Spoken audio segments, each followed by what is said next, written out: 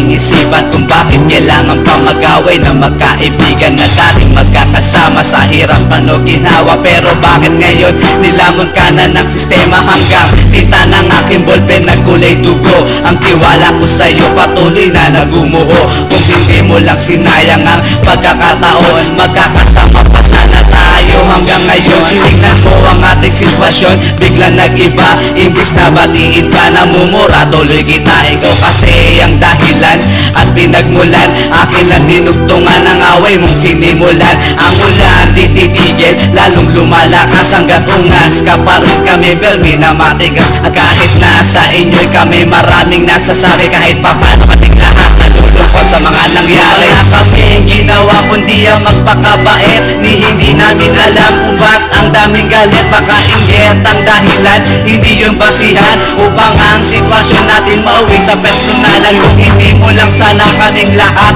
ay inaway, hindi ko sana namura si nanay mo't si tatay. At sana'y madala ka na wag nang ulitin, pero kung matigas ang ulo mo hindi ka namin pipilitin. Hindi ko malaman kung bakit ba ganyan, kaliwat kanan ang dami ng dalaman.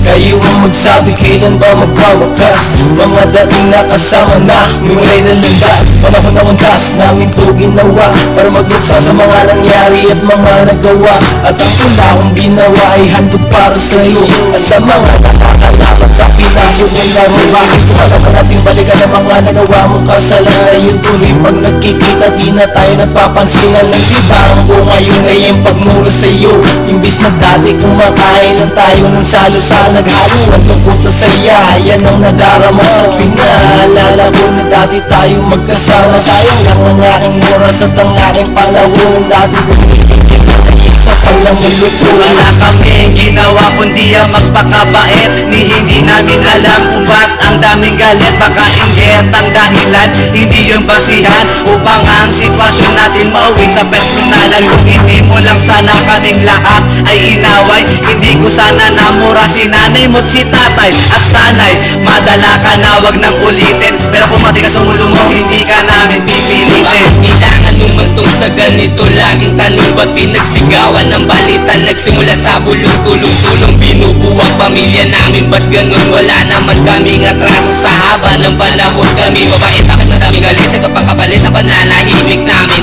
Patumbahin namin samahan, sinubukang balakin. Kaya kami tumira dahil siraan ang gusto nyo.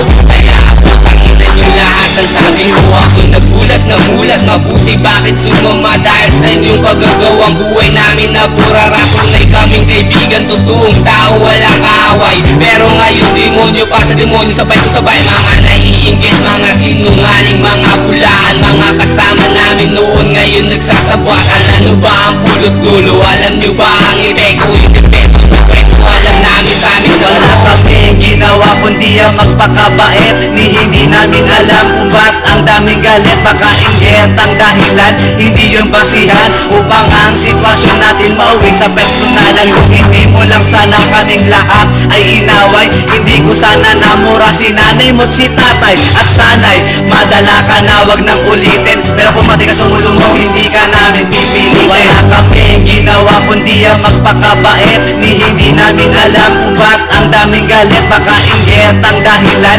hindi yung basihan upang ang sitwasyon natin mauwi sa personalan. Kung hindi mo lang sana kaming lahat ay inaway, hindi ko sana namura si nanay mo't si tatay. At sana'y madala ka na wag nang ulitin, pero kung matigas ang ulo mo hindi ka namin pipilitin.